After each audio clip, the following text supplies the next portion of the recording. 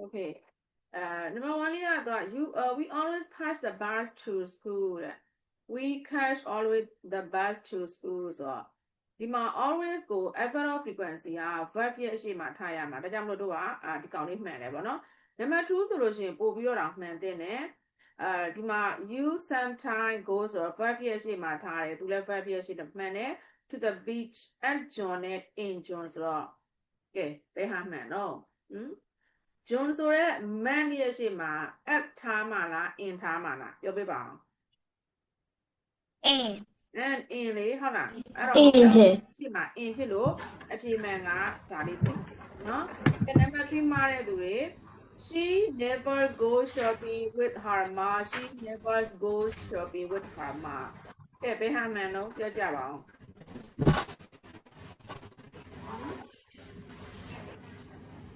subject ကအနောက်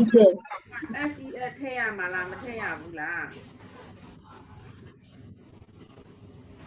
မထည့်ရဘူး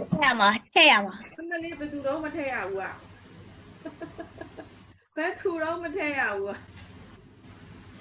subject က she ကအနည်းဆိုရင်သူ့ရဲ့အနောက်က verb က SES ထည့်ရတယ်လေ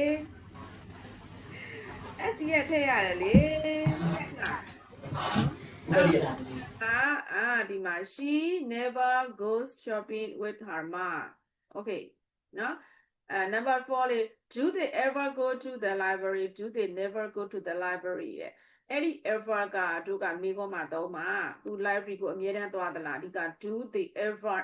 ကိုသုံးမယ်နော်ကဲ number 5 I play football on Saturdays I play football on Saturdays တဲ့ကဲအဲ့တော့ဒီမှာက